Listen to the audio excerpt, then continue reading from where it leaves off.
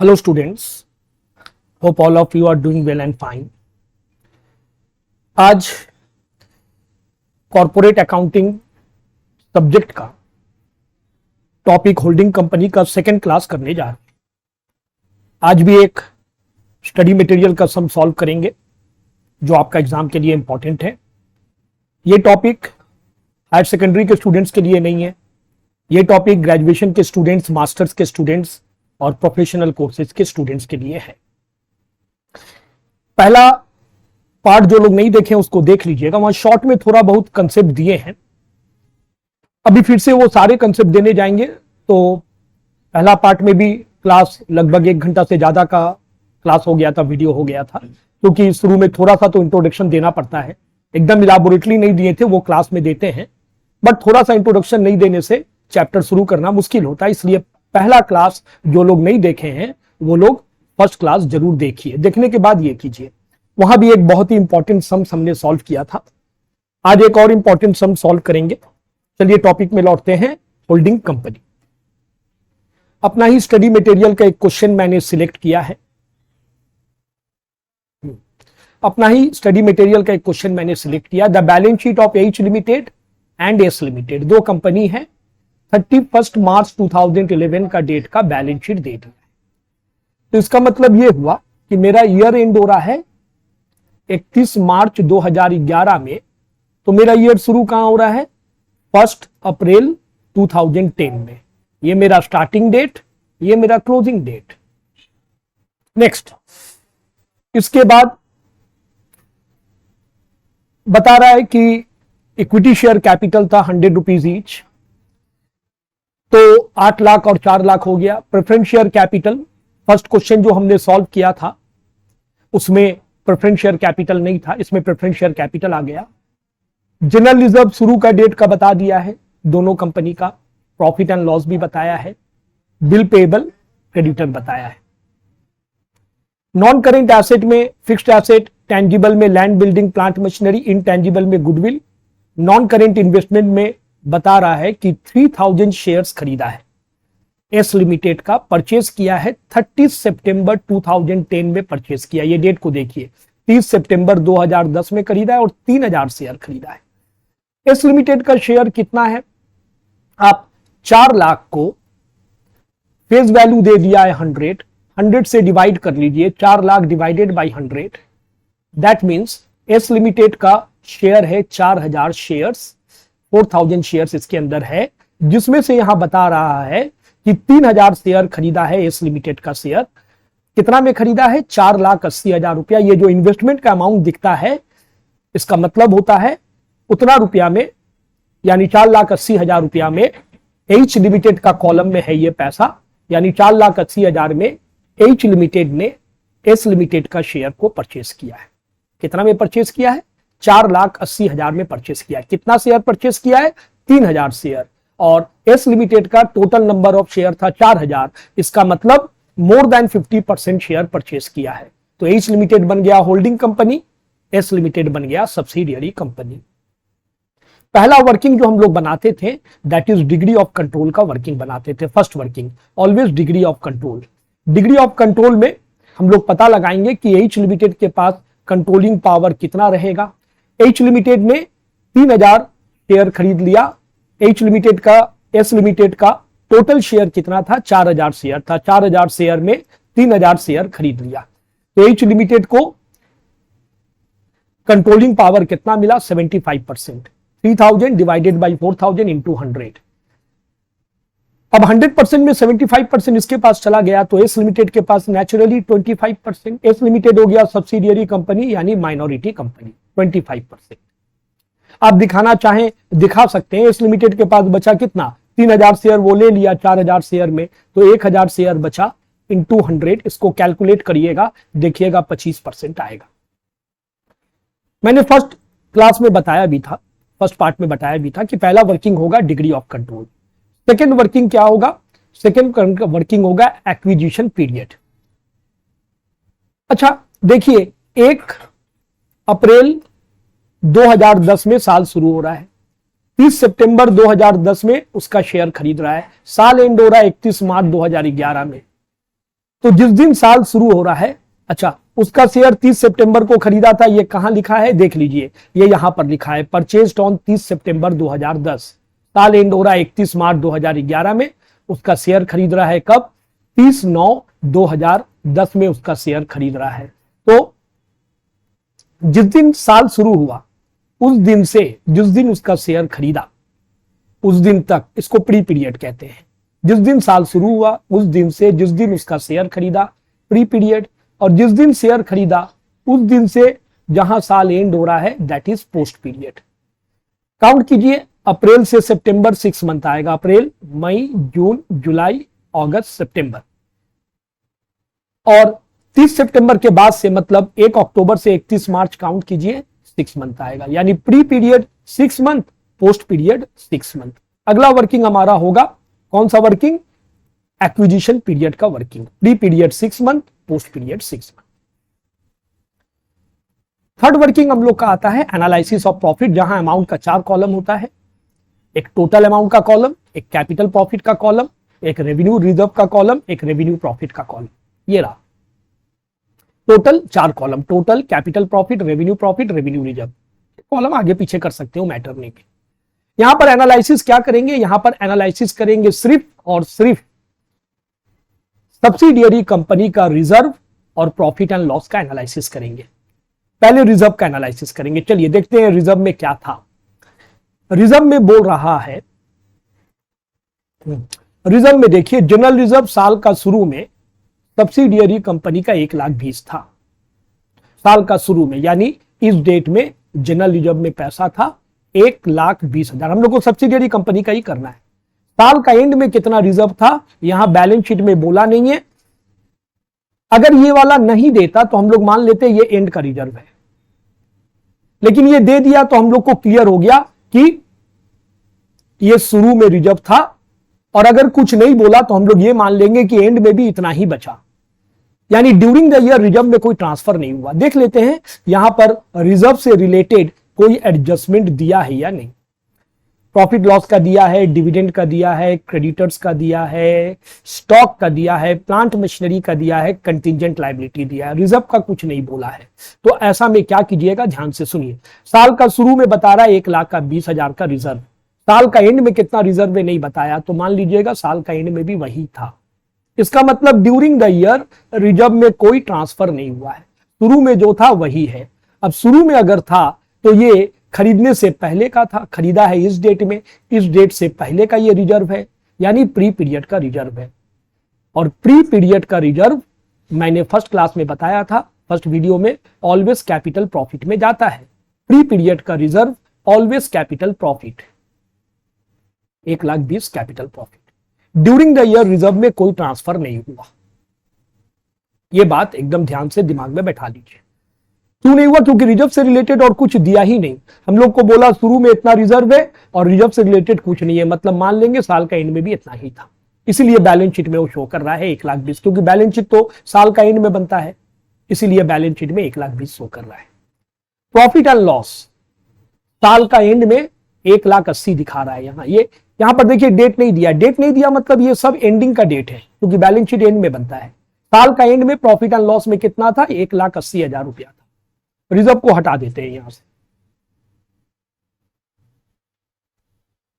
साल का एंड में प्रॉफिट एंड लॉस में हम लोग को शो कर रहा है 1,80,000 रुपया पीएल बैलेंस है, यानी प्रॉफिट का अमाउंट है। प्रॉफिट एंड लॉस से रिलेटेड कुछ बोला था, सम्स में देख लेते हैं। Profit and loss account of S limited showed a credit balance of ₹1 lakh on 1/4/2010। बोल रहा है साल का शुरू में एस लिमिटेड का एनालिसिस, एस लिमिटेड का ही होता है, सब्सिडियरी कंपनी का ही होता है। प्रॉफिट एंड लॉस में कितना रुपया था? 1 लाख। तो देखने से क्या लग रहा है? 80,000 का इंक्रीज हुआ है, हाँ या ना? और ये जो 80,000 का इंक्रीज हुआ है इसको बोला जाता है profit earned during the year. Profit earned during the year, इस साल इतना रुपया प्रॉफिट अर्न किया, profit earned during the year. इस साल इतना रुपया प्रॉफिट अर्न हुआ, 80,000 रुपया प्रॉफिट अर्न हुआ। अब देखते हैं कि प्रॉफिट से रिलेटेड कोई एडजस्टमेंट दिया है या नहीं। अगर नहीं दिया तो 80,000 का प्रॉफिट अर्न हुआ ड्यूरिंग द ईयर। देखते हैं क्या बोला है। पॉइंट नंबर वन तो हो गया, पॉइंट नंबर 2 में आ जाइए। बोल रहा है डिविडेंड पेमेंट किया था कौन? 15% पेमेंट किया था एस लिमिटेड, अक्टूबर 2010 में पेमेंट किया था। मतलब इस दौरान खरीदने के बाद 30 सितंबर में खरीदा था, अक्टूबर में डिविडेंड पेमेंट किया है 15%। डिविडेंड कैलकुलेट किस पे होगा? कौन दिया है? S limited. एस लिमिटेड का शेयर कैपिटल पे कैलकुलेट होगा। ये देखिए एस लिमिटेड का शेयर कैपिटल कितना है? 4 लाख रुपया। 4 लाख का 15%, 4 लाख का अगर 15% आप निकालिएगा तो 60,000 रुपया आएगा। यानी एस लिमिटेड ने 60,000 रुपया डिविडेंड पेमेंट किया है। कौन सा ईयर का पेमेंट किया है? बोल रहा है हमारा ईयर कौन सा है? 10-11 है, 10-11। हमारा जो ईयर चल रहा है 2010-11 चल रहा है, मेरा करंट ईयर। बोल रहा है ये डिविडेंड पेमेंट किया है, 9-10 का डिविडेंड पेमेंट किया है, यानी ये है फाइनल डिविडेंड। लास्ट ईयर का डिविडेंड इस साल आप पेमेंट करते हैं तो उसको क्या बोलते हैं? Final dividend. 9-10 का डिविडेंड पेमेंट किया है, इस साल पेमेंट किया है। कितना डिविडेंड पेमेंट किया है? 60,000। तो ये जो डिविडेंड पेमेंट किया है इस साल अक्टूबर में किया है डिविडेंड पेमेंट। अक्टूबर महीना मेरा खरीदने का बाद वाला पीरियड था, बट इस साल के लिए डिविडेंड नहीं दिया है। वो डिविडेंड कौन सा साल के लिए दिया है? पीछे वाला साल का। मतलब 9-10 का डिविडेंड 10-11 का अक्टूबर में पेमेंट किया है। तो ये लास्ट ईयर का डिविडेंड है, तो नेचुरली लास्ट ईयर का है तो खरीदने से पहले का है, ये प्री पीरियड का है। अब डिविडेंड दे रहे हैं तो इसका असर कहां होगा? आप एस लिमिटेड के पॉइंट ऑफ व्यू से सोचिए। एस लिमिटेड के लिए ये डिविडेंड खर्च है 60,000 रुपया, तो इसका असर क्या होगा? प्रॉफिट एंड लॉस में होगा। लेकिन इस साल का प्रॉफिट एंड लॉस में नहीं होगा। बीता साल का डिविडेंड है तो बीता साल का प्रॉफिट में से आपको ये खर्च दिखाना है, यानी आपका प्रॉफिट रिड्यूस हो जाएगा, घट जाएगा प्रॉफिट। प्रॉफिट 60,000 घट के कितना में आ जाएगा? 40,000 में आ जाएगा प्रॉफिट।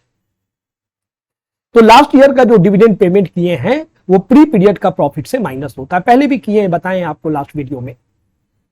तो आपका ओपनिंग डेट में पीएल जो 1 लाख दिख रहा है वो 1 लाख नहीं है, वो एक्चुअली कितना है? 40,000। और ओपनिंग डेट में इस डेट का है, इसका मतलब प्री पीरियड का है। और प्री पीरियड का जैसे रिजर्व कैपिटल प्रॉफिट में जाता है, फर्स्ट वीडियो में मैंने बताया था, उसी तरह प्रॉफिट एंड लॉस का भी प्री पीरियड का पार्ट वो भी कैपिटल प्रॉफिट में जाता है। कितना जाएगा? 1 लाख नहीं जाएगा, 60,000 घटा के 40,000। 60,000 घटा के क्यों? क्योंकि डिविडेंड खर्च है इस लिमिटेड के लिए, प्रॉफिट कम हो जाएगा। डिविडेंड देगा तो प्रॉफिट में असर होगा, प्रॉफिट रिड्यूस कर जाएगा। और ये लास्ट ईयर का डिविडेंड है तो प्री पीरियड का डिविडेंड है, प्री पीरियड का प्रॉफिट में से माइनस होगा। ये रहा 60,000 माइनस करके 40,000, ये प्री पीरियड का है तो सीधा कैपिटल प्रॉफिट में चला गया। अब हम लोग आते हैं कि ड्यूरिंग द ईयर ये प्रॉफिट कितना अर्न किया है। पहले तो जब ये डिविडेंड नहीं बोला था तो हम लोग को क्या लग रहा था? 1 लाख में 1 लाख से 1,80,000 हो गया तो 80,000 का प्रॉफिट अर्न हुआ। लेकिन अब ऐसा नहीं है, अब ये प्रॉफिट चेंज हो गया। क्यों चेंज हो गया? देखिए अब आपका 40,000 रुपया है पीएल का बैलेंस ओपनिंग डेट में, और साल का एंड में 1,80,000, तो कितना इंक्रीज किया? 1,40,000 रुपया इंक्रीज कर गया। ये 1,40,000 इंक्रीज कर गया। 1,40,000 प्रॉफिट अर्न हुआ ड्यूरिंग द ईयर। इसके संग आप कंपेयर कीजिए, 40,000 के संग 1,80,000, 1 लाख के संग कंपेयर मत कीजिए। तो 1,40,000 ये जो प्रॉफिट अर्न हुआ ये 12 महीना का प्रॉफिट अर्न हुआ। इस 12 महीना में देखिए, यहां से यहां तक का प्रॉफिट अर्न हुआ, पूरा ये 12 महीना का प्रॉफिट है 1,40,000, जिसमें पहला 6 महीना प्री था और बाद का 6 महीना पोस्ट था। तो प्रॉफिट एंड लॉस का प्री पीरियड का जो पार्ट है वो कहां जाएगा? वो कैपिटल प्रॉफिट में जाता है। और प्रॉफिट एंड लॉस का जो पोस्ट पीरियड का पार्ट है वो कहां जाएगा? वो रेवेन्यू प्रॉफिट में जाता है। अब 1,40,000 में प्री पीरियड पूरा 12 महीना का, जिसमें 6 महीना था प्री और 6 महीना था पोस्ट। 1,40,000 को 6 महीना में बांटिएगा तो 70,000 प्री में जो कैपिटल प्रॉफिट में जाएगा और 70,000 पोस्ट में जो रेवेन्यू प्रॉफिट में जाएगा। ये देखिए 70,000 कैपिटल प्रॉफिट, 70,000 रेवेन्यू प्रॉफिट। ये हो गया अपना एडजस्टमेंट नंबर बी हो गया। सी क्रेडिटर वाला जब बैलेंस शीट का वर्किंग करेंगे तब डालेंगे, स्टॉक का और क्रेडिटर का। अच्छा, प्लांट एंड मशीनरी के बारे में कुछ बोला है। क्या बोला है? बोल रहा है प्लांट एंड मशीनरी का रिवैल्यूएशन हुआ है, फिर से कीमत पता लगाया है। पता चला है 3 लाख रुपया इसका कीमत है। किस डेट में? ऑन एक्विजिशन डेट, जिस दिन उसका शेयर को खरीदा था। उसका शेयर कब खरीदा था? 30 सितंबर को खरीदा था। इस दिन पता चला प्लांट एंड मशीनरी का कीमत है 3 लाख। और इस प्लांट एंड मशीनरी का जिसका रिवैल्यूएशन हुआ है उसका ओरिजिनल प्राइस था 1/4/10 का डेट में 2 लाख, यानी साल का शुरू में उसका कीमत था 2 लाख। देखिए ये सब मिटा देते हैं। हाँ, साल का शुरू में 1/4/2010 में साल शुरू हो रहा है। साल एंड हो रहा है कब? 31 मार्च 2011 में। उसका शेयर कब खरीदा था? 30 सितंबर 2010 में। शुरू में प्लांट एंड मशीनरी था 2 लाख रुपया का था। इस डेट में रिवैल्यूएशन किया, पता चला 3 लाख रुपया। अच्छा, मैंने लास्ट वीडियो में बोला था डिप्रिसिएशन है या नहीं, या तो परसेंटेज बता देगा स्टेट में या नहीं बताया है, तो आपको खुद समझना पड़ेगा। कैसे समझिएगा? ये सब प्लांट एंड मशीनरी किसके बारे में बोल रहा है? कुछ नहीं बोला, मतलब सब्सिडियरी कंपनी का बोल रहा है, एस लिमिटेड का। शुरू में 2 लाख का प्लांट एंड मशीनरी था। अगर डिप्रिसिएशन नहीं हुआ तो एंड में भी 2 लाख होना चाहिए। एंड वाला पैसा कहां से पता चलेगा? बैलेंस शीट में जाइए, वहां से बैलेंस शीट साल का एंड में बनता है। प्लांट एंड मशीनरी में देखिए, यहां पर ध्यान से देखिए, एस लिमिटेड का आपको 1,80,000 दिख रहा है, मैच नहीं कर रहा है। शुरू में 2 लाख, एंड में 1,80,000। इसका मतलब यहां पर 20,000 रुपया का डिप्रिसिएशन हुआ है। घट गया ना?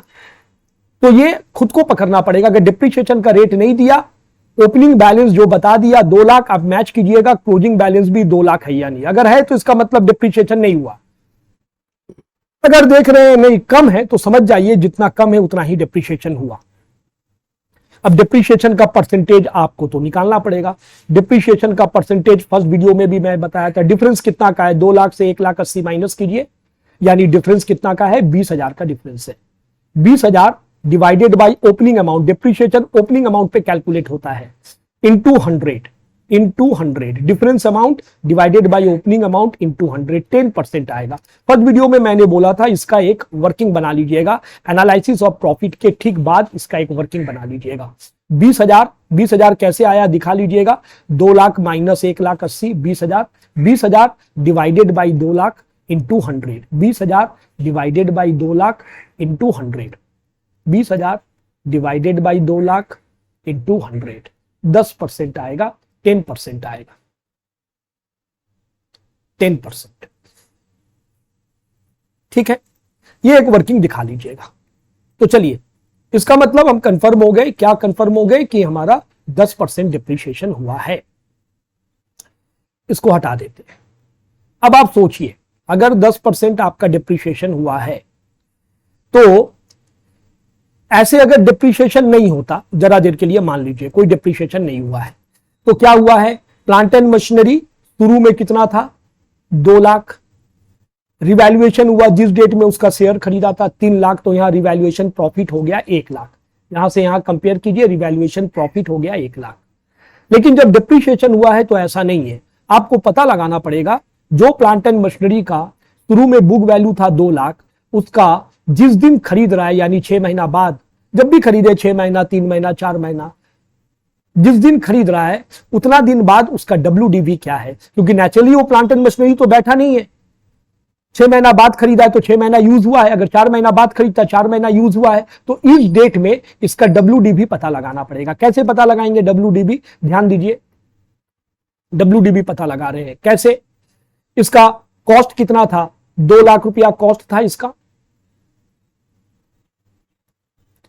इसका कॉस्ट था 2 लाख, और रिवैल्यूएशन हुआ है 6 महीना बाद, तो 6 महीना बाद इसका डिप्रिसिएशन लेस कीजिए।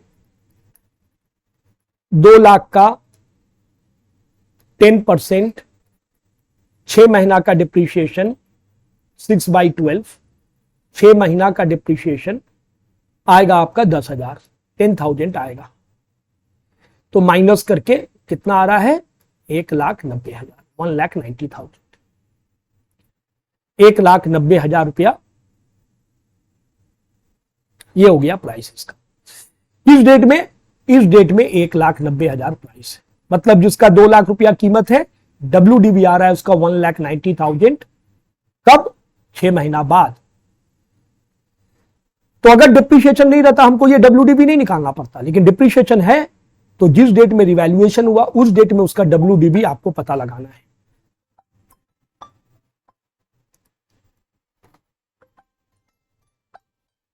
हाँ बोलून, हाँ দিয়ে দিন ওপরে একটু ক্লাস নিচ্ছি। हाँ हाँ দিয়ে দিন।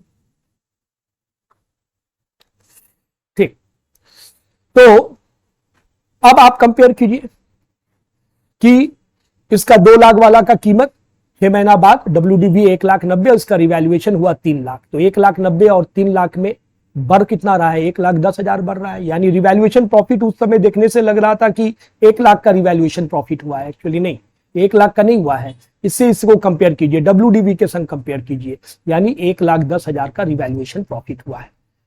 और रिवैल्यूएशन जो हुआ है वो प्री पीरियड का होता है, तो रिवैल्यूएशन प्रॉफिट जो भी होगा वो हमेशा, रिवैल्यूएशन प्रॉफिट जो भी होगा वो हमेशा आप कैपिटल प्रॉफिट का कॉलम में डालेंगे।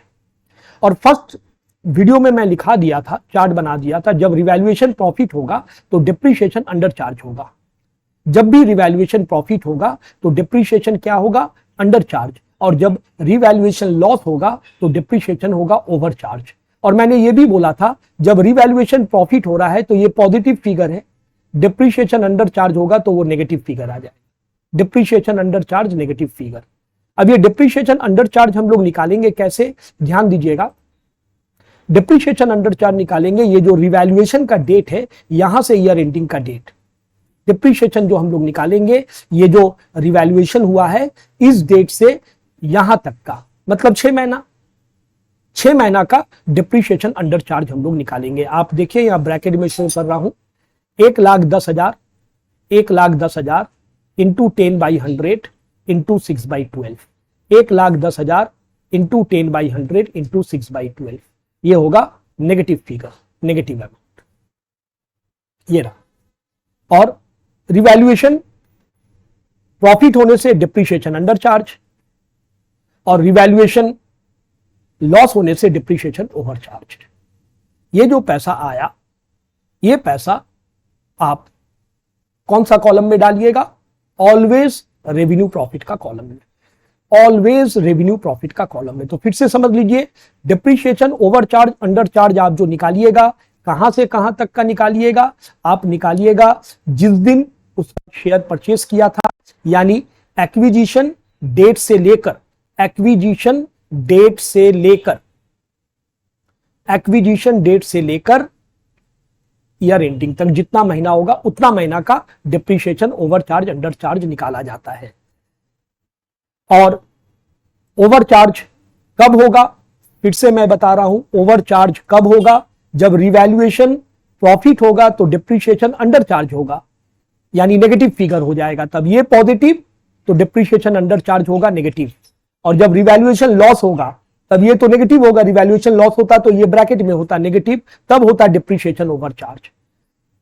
तब डिप्रिशिएशन ओवर चार्ज क्या होता, पॉजिटिव फिगर होता। तो रिवैल्यूएशन प्रॉफिट हुआ, अब क्या होगा, depreciation under charge, negative profit. यानी आप इतना याद रखिए कि जब ये फिगर पॉजिटिव होगा तो डिप्रिशिएशन वाला नेगेटिव होगा, और जब ये नेगेटिव होगा तो डिप्रिशिएशन वाला पॉजिटिव होगा, और ये बैठेगा कहां, हमेशा रेवेन्यू प्रॉफिट। अब ये सारा ऐड कीजिएगा। अच्छा, प्रिलिमिनरी एक्सपेंसेस के बारे में एक बात बताना है।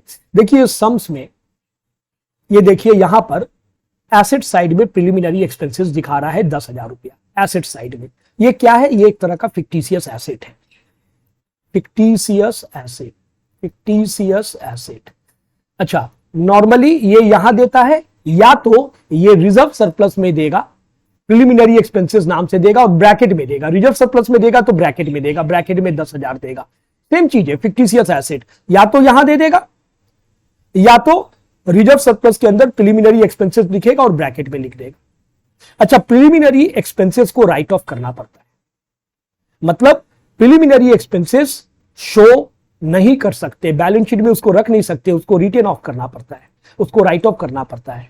तो प्रिलिमिनरी एक्सपेंसेस अगर रहा एनालिसिस ऑफ प्रॉफिट वाला कॉलम में, उसको राइट ऑफ कीजिएगा। कहां से राइट ऑफ कीजिएगा, हमेशा ध्यान रखिएगा जो बोल रहा हूं मींस हमेशा, always, always means always, always capital profit का कॉलम से उसको राइट ऑफ कर दीजिएगा। ऐसा क्यों, क्योंकि ये मान लिया जाता है ये पास्ट ईयर का प्रिलिमिनरी एक्सपेंसेस है जो कैरी फॉरवर्ड होकर आया है। ये पास्ट ईयर का प्रिलिमिनरी एक्सपेंसेस है जो कैरी फॉरवर्ड होकर यहां इस साल आया है। तो पास्ट ईयर का है मतलब ये प्री एक्विजिशन पीरियड का है, ये खरीदने से ये डेट में खरीदे थे इससे पहले का है ये, तो इसीलिए ये माइनस होता है, मतलब ये रिटर्न ऑफ होता है, ऑलवेज कैपिटल प्रॉफिट से रिटर्न ऑफ होता है।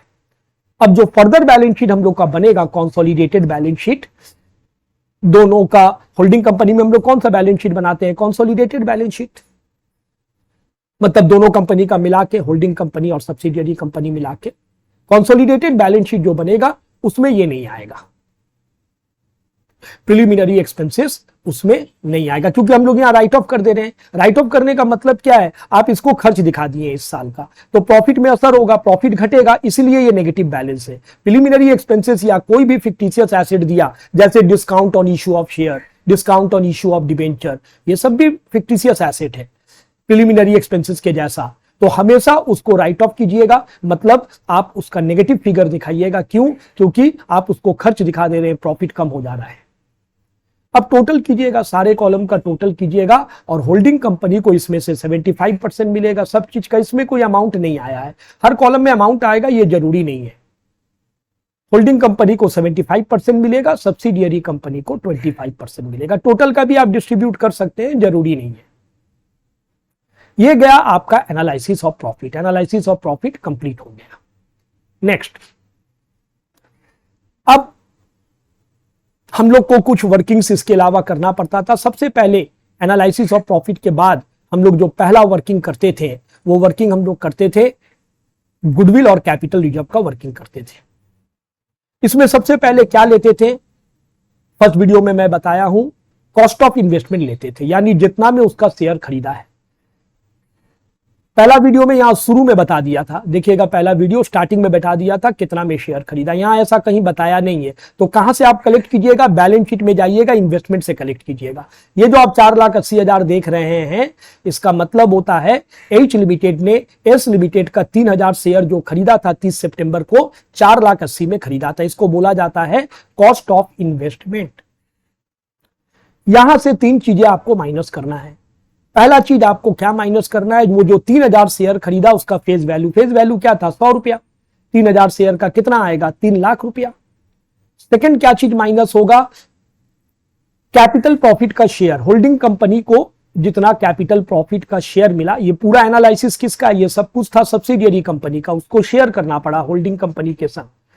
तो होल्डिंग कंपनी को इतना शेयर मिला कैपिटल प्रॉफिट का, कहां से मिला, सब्सिडियरी कंपनी से मिला, ये माइनस कीजिएगा 2,47,500, ये रहा 2,47,500।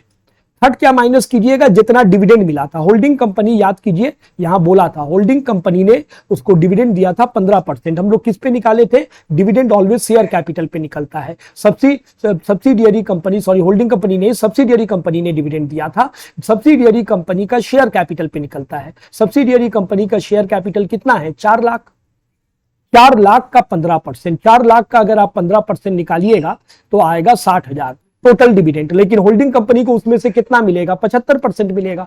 सारा डिविडेंड तो वो नहीं लेकर जाएगा, 75% उसका हिस्सा है तो 75% मिलेगा। तो होल्डिंग कंपनी का जितना शेयर है डिविडेंड में वो माइनस कीजिएगा, ये हमेशा याद रखिएगा ऑर्डर, ये तीनों जोड़ के माइनस कीजिएगा। नेगेटिव आया तो नेगेटिव आएगा, कैपिटल रिजर्व ब्रैकेट में आएगा, और पॉजिटिव आएगा तो गुडविल, नेगेटिव आया कैपिटल रिजर्व। अगला वर्किंग क्या चीज का कीजिएगा, अगला वर्किंग कीजिएगा माइनॉरिटी इंटरेस्ट। इसमें क्या लीजिएगा, माइनॉरिटी कंपनी यानी सब्सिडियरी कंपनी यानी एस लिमिटेड के पास जितना शेयर बचा है उसका फेस वैल्यू, 4,000 शेयर में 3,000 शेयर एच लिमिटेड खरीद लिया है, तो एस लिमिटेड के पास बचा है 1,000 शेयर, फेस वैल्यू 100 रुपया ईच, यानी 1 लाख रुपया, 1,000 शेयर 100 रुपया ईच। इसके संग ऐड कीजिएगा 3 चीज, क्या 3 चीज, ये देखिए यहां देखिए, सब्सिडियरी कंपनी के हिस्से में कैपिटल प्रॉफिट, रेवेन्यू प्रॉफिट और रेवेन्यू रिजर्व नहीं है, अगर रहता तो सब्सिडियरी कंपनी के हिस्से में जो जो चीज आया, कैपिटल प्रॉफिट का 82,500 आया, रेवेन्यू प्रॉफिट का 16,125 आया, रेवेन्यू रिजर्व का जितना बोलता उतना डालते हैं। अब इसके संग एक चीज और हम लोग को करना, ऐड करेंगे, इसका मतलब ऐड यहां कितना चीज होगा, 2 ही चीज होगा। इसके संग एक चीज और करना है, देखिए प्रेफरेंस शेयर था सम्स में फर्स्ट क्वेश्चन में, लेकिन प्रेफरेंस शेयर नहीं था। तो सब्सिडियरी कंपनी, होल्डिंग कंपनी ने इसका जो शेयर खरीदा है वो इक्विटी शेयर, कुछ नहीं बोला तो इक्विटी शेयर, प्रेफरेंस शेयर नहीं खरीदा है। तो सब्सिडियरी कंपनी का अपना जो प्रेफरेंस शेयर था 1,40,000 वो पूरा का पूरा है, तो वो प्रेफरेंस शेयर का पैसा ऐड कीजिएगा, लेस नहीं ऐड। तो ध्यान दीजिएगा, सबसे पहले क्या लीजिएगा, सब्सिडियरी कंपनी के पास जितना इक्विटी शेयर बच गया, 1000 शेयर का 100 रुपया करके फेस वैल्यू, प्रेफरेंस शेयर अगर उसका अपना है तो पूरा ले लीजिएगा। होल्डिंग कंपनी ने सब्सिडियरी कंपनी का कोई प्रेफरेंस शेयर परचेस नहीं किया था, यानी पूरा बचा हुआ है उसके पास। उसमें ऐड कीजिएगा 3 चीज, जिसमें से इस सवाल में 2 चीज है, कैपिटल प्रॉफिट का शेयर सब्सिडियरी कंपनी वाला, रेवेन्यू प्रॉफिट का शेयर, रेवेन्यू रिजर्व का शेयर। रेवेन्यू रिजर्व नहीं है तो 2 चीज ऐड होगा, ये देखिए, यह आ गया माइनॉरिटी इंटरेस्ट। अगला वर्किंग कीजिएगा कंसोलिडेटेड प्रॉफिट एंड लॉस। इसमें क्या, सब ये फॉर्मूला एकदम स्टेप बाय स्टेप ऐसे ही चलना है। इसमें क्या डालिएगा, होल्डिंग कंपनी का पीएल का पैसा, होल्डिंग कंपनी का एच लिमिटेड का, यहां से मिल जाएगा आपको पीएल का पैसा, एच लिमिटेड का पीएल का पैसा यहां देखिए, ये रहा एच लिमिटेड का पीएल का पैसा 2,80,000 रुपया, 2,80,000, ये पहले डालिएगा। फर्स्ट ऑफ ऑल पहला काम होगा आपको ये डालना, ये देखिए 2,80,000 रुपया। इसमें आप ऐड कीजिएगा, क्या ऐड कीजिएगा सुन लीजिए, रेवेन्यू प्रॉफिट में जितना मिला था होल्डिंग कंपनी को सब्सिडियरी कंपनी से 48,375 मिला था, ये पहले ऐड कर लीजिएगा। बाद में भी ऐड कर सकते हैं, ऐसा बात नहीं है, पहले ही ऐड कर लीजिएगा। यहां पर अब 2 काम करना पड़ेगा। एक, जो डिविडेंड मिला है होल्डिंग कंपनी को, ये जो आप डाले हैं देखिए यहां पर डाले, डिविडेंड जो मिला है होल्डिंग कंपनी को, 4 लाख का 15% डिविडेंड दिया था, जिसमें से 75% डिविडेंड मिलेगा। क्यों? क्योंकि उसका 75% शेयर खरीदा है, वो 45,000 का जो डिविडेंड मिला है। होल्डिंग कंपनी के लिए सोचिए, मतलब मैं बोल रहा हूं एच लिमिटेड के लिए आप सोचिए, एच लिमिटेड के लिए ये क्या है, एच लिमिटेड के लिए ये प्रॉफिट का पैसा है, एच लिमिटेड का ये प्रॉफिट का पैसा है। तो प्रॉफिट का पैसा जरूर वो अपना प्रॉफिट एंड लॉस अकाउंट में जब उसको मिला है तो वो जरूर अपना फाइनल अकाउंट जब बनाया होगा एच लिमिटेड, तो प्रॉफिट एंड लॉस अकाउंट में इनकम दिखाया होगा, मतलब क्रेडिट साइड में दिखाया होगा, हाँ या ना। वो पैसा आपको यहां एडजस्ट करना है। और एक चीज एडजस्ट करना है, क्या, यहां देखिए एक एडजस्टमेंट दिया था, creditor of H limited includes 40,000 for goods supplied by H limited. क्या मतलब हुआ, एच लिमिटेड कभी सामान बेचा था एस लिमिटेड को, 40,000 का सामान बेचा था, और ये 40,000 एस लिमिटेड का क्रेडिटर में अभी भी है। इसका मतलब एच लिमिटेड ने क्रेडिट में सेल किया था एस लिमिटेड को। तो एस लिमिटेड के लिए क्रेडिटर है, एच लिमिटेड के लिए डेटर है। जब डेटर और क्रेडिटर का वर्किंग करेंगे दोनों जगह से 40,000 माइनस होगा। आगे बोल रहा है फुल स्टॉप के बाद, also included in the stock of S limited are goods valued at 16,000। ये जो सामान दिया था ना एच लिमिटेड एस लिमिटेड को, इसी में से 16,000 का सामान अभी भी बचा हुआ है इस लिमिटेड के पास, और एस लिमिटेड वो अपना स्टॉक के अंदर रखा है। और ये सामान जब एच लिमिटेड एस लिमिटेड को बेचा था 40,000 का सामान, उसी में से ये सामान बचा हुआ है, तो प्रॉफिट चढ़ा के बेचा था 25% ऑन सेल। इसका मतलब ये 16,000 क्या है, ये 16,000 है सेल प्राइस।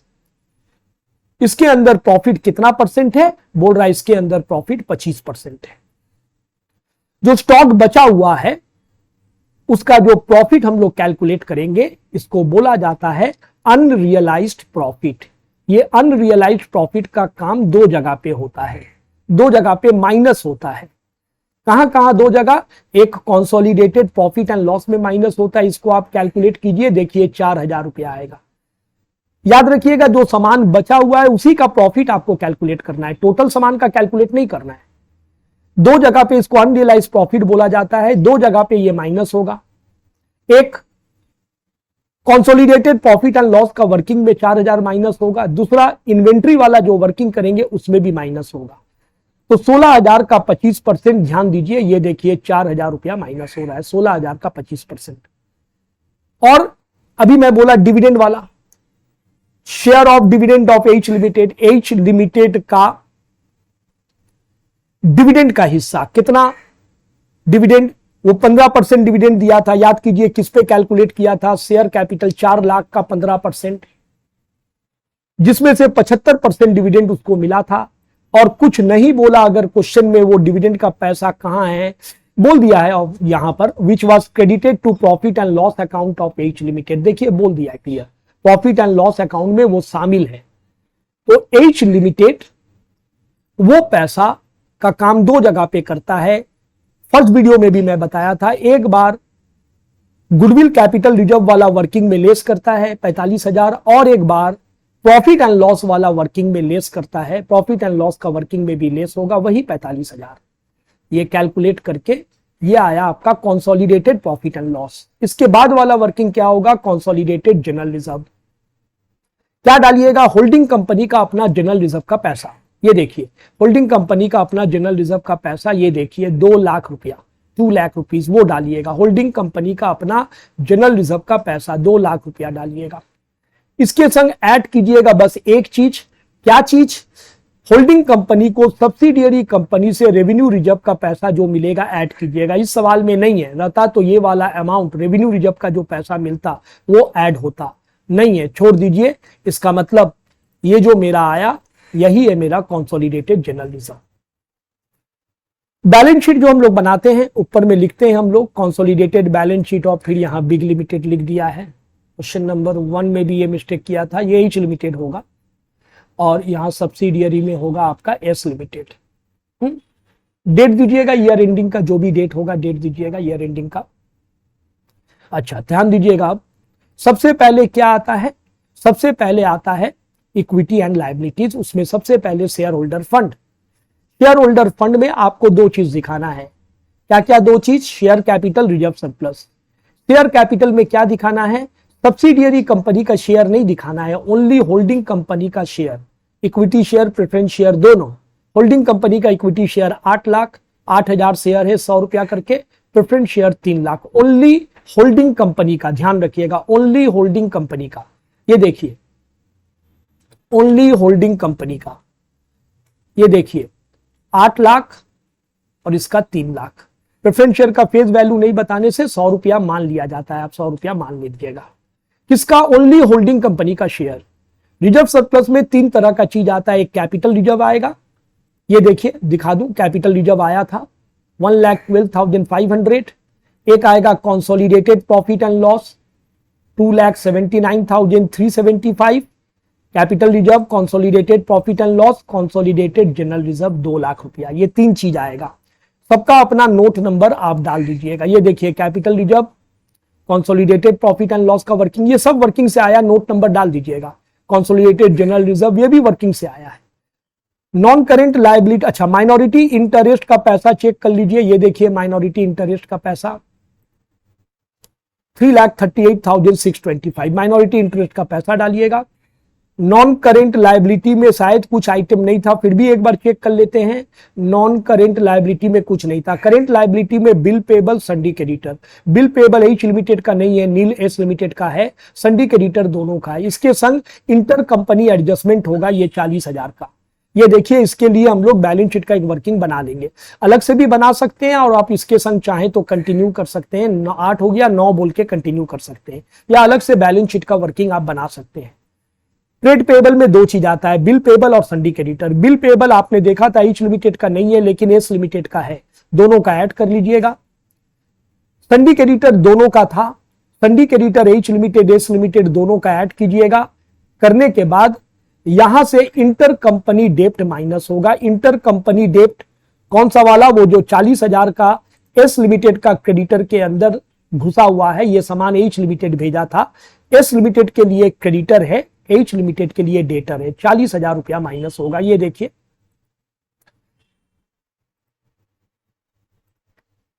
40,000 रुपया माइनस होगा, माइनस करके 3 लाख रुपया जाएगा। अब ये दोनों को आप ऐड कर दीजिएगा, 40,000 और 3 लाख ऐड कर दीजिएगा। आप अलग अलग भी दिखा सकते हैं, बिल पेबल का 40,000 अलग से और संडी क्रेडिटर का 3 लाख अलग से, या दोनों को जोड़ के एक संग 3,40,000 भी दिखा सकते हैं, जैसा मर्जी आप दिखाइएगा। जैसे यहां देखिए ट्रेड पेबल में 3,40,000 इकट्ठा दिखा दिया है, तो आप दोनों को जोड़ के एक संग भी दिखा सकते हैं। तो ऐसा में क्या कीजिएगा, ऐसा में यहां टोटल कर लीजिएगा, टोटल में लिख दीजिएगा 3,40,000। ये लाइन नहीं जाना चाहिए बाहर तक, ये 3,40,000 टोटल हो गया, 3,40,000। दोनों को एक संग दिखा सकते हैं, ट्रेड पेबल नाम से बैठा, चाहे तो वहां अलग भी दिखा सकते हैं, बिल पेबल अलग 40,000 और क्रेडिटर अलग 3,00,000, बात बराबर है। अब आ जाइए, ये लायबिलिटी हो गया। एसेट में सबसे पहले फिक्स्ड एसेट, टेंजिबल वाला fixed asset, non current asset heading होगा, उसमें आएगा tangible fixed asset. Tangible fixed asset में क्या क्या है देखते हैं, बैलेंस शीट को देख के करना है। टेंजिबल फिक्स्ड एसेट में यहां देखिए लैंड बिल्डिंग था 5,00,000 और 3,60,000, इसमें कोई एडजस्टमेंट नहीं था। 5,00,000 और 3,60,000 डायरेक्ट आप दोनों को जोड़ के बैठा सकते हैं। ये देखिए,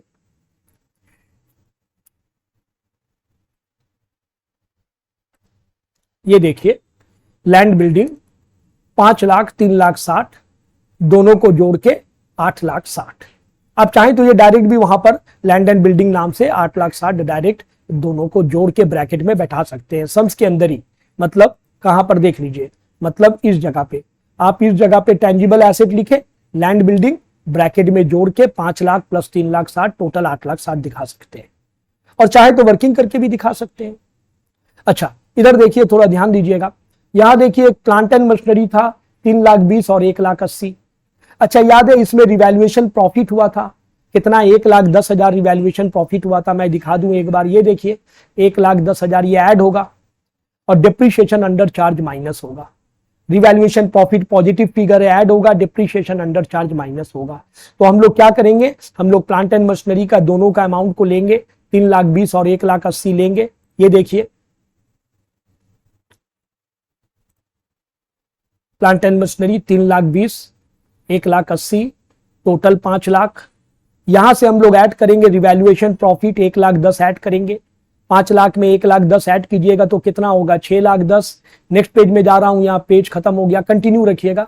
6,10,000 यहां से 5,500 डिप्रीशिएशन अंडर चार्ज माइनस कीजिए करके आउटर में निकालिए, 6,04,500। ये प्लांट एंड मशीनरी का नेट अमाउंट, और ये था आपका लैंड एंड बिल्डिंग का नेट अमाउंट 8,60,000, और यहां पर प्लांट एंड मशीनरी का 6,04,500। दोनों को जोड़ दीजिए 14,64,500। इसमें दोनों का पैसा है, land and building, plant and machinery, और बैलेंस शीट में आप दोनों के नाम से डायरेक्ट दिखा दीजिए, नोट नंबर दे दीजिएगा, टेंजिबल एसेट के सामने दिखा दीजिए।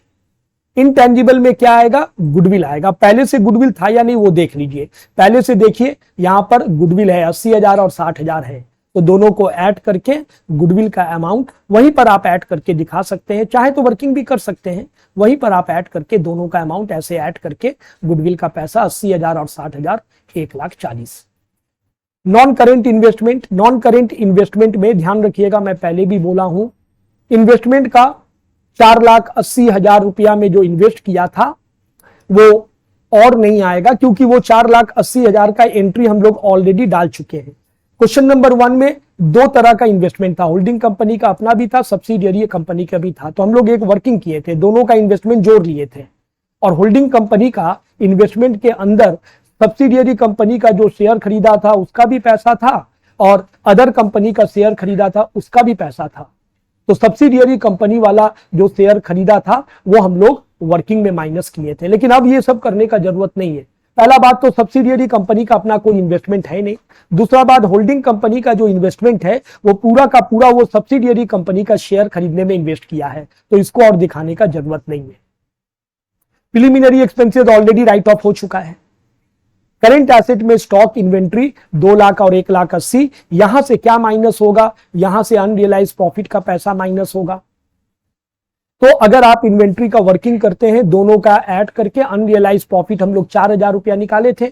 हम बोले थे दो जगह पे उसका काम होता है, एक बार प्रॉफिट एंड लॉस में हम लोग लेस किए थे, एक बार दिखा दूं, ये देखिए 16,000 का 25% 4,000 रुपया, और एक बार ये लेस होगा इन्वेंट्री का वर्किंग में। इन्वेंट्री का अमाउंट है 3,76,000 रुपीज, ये अमाउंट जाकर बैठेगा इन्वेंट्री के सीधे, नोट नंबर दे दीजिएगा। Next trade payable, trade receivable, इसमें डेटर और बिल रिसीवेबल का काम होता है। तो देखिए डेटर और बिल रिसीवेबल में है क्या, नहीं सिर्फ डेटर है 40,000 और 1,50,000, दोनों को जोड़ के 1,90,000, वहां से इंटर कंपनी डेप्ट का काम होगा जो क्रेडिटर के टाइम में हुआ था। ये देखिए क्रेडिटर के टाइम में जो काम हुआ था वही लेस होगा। यहां पर क्रेडिटर के टाइम ने आपने लेस किया था, यहां दिखा रहा हूं मैं, देखिए ये देखिए mutual set off 40,000 inter company debt less किया था, वही वाला डेटर में भी लेस होगा। जब उसके लिए क्रेडिटर है तो इसके लिए डेटर है। ये देखिए डेटर का दोनों अमाउंट जोड़ के वहां से 40,000 रुपया इंटर कंपनी डेट माइनस हुआ। तो ट्रेड रिसीवेबल में सिर्फ डेटर का अमाउंट आया, कितना आया? 1.5 लाख रुपया आया। ट्रेड रिसीवेबल में चलिए डेटर का अमाउंट हम लोग डालेंगे, 1.5 लाख रुपया डालेंगे। नोट नंबर दे दीजिएगा। इसके अलावा cash and cash equivalent, cash and cash equivalent में कोई एडजस्टमेंट नहीं है, दोनों का अमाउंट जोड़ लीजिएगा, 1,80,000 और 60,000। 1,80,000 और 60 जोड़ने से कितना होता है? 2,40,000 होता है। ये देखिए बैलेंस शीट आपका मैच कर जाएगा। नीचे में यहां पर एक फुट नोट डालना पड़ेगा। क्या चीज का? यहां पर एक एडजस्टमेंट दिया था, there is a contingent liability. Contingent liability क्या है? कंटिंजेंट लायबिलिटी वो है जो फ्यूचर में आपके लिए लायबिलिटी बन भी सकता है, नहीं भी बन सकता है। मतलब हो सकता है आपको पैसा चुकाना पड़े, हो सकता है पैसा नहीं चुकाना पड़े, मतलब ये श्योर नहीं है कि देना पड़ेगा आपको। ऐसा लायबिलिटी को कहते हैं कंटिंजेंट लायबिलिटी। इसका सम्स में कहीं काम नहीं है। बैलेंस शीट बन जाने के बाद इसको फुट नोट में, बैलेंस शीट बंद कर दीजिएगा, इसको फुट नोट में कॉपी कर दीजिएगा। जो लिखा हुआ है क्वेश्चन में पूरा वो लाइन को कॉपी कर दीजिएगा। ये जो लाइन क्वेश्चन में लिखा हुआ है ये पूरा लाइन को कॉपी कर दीजिएगा। तो ये सवाल आपका एग्जाम के लिए बहुत इंपॉर्टेंट है, अच्छा से प्रैक्टिस कीजिए। आज यहीं तक। Good day everybody.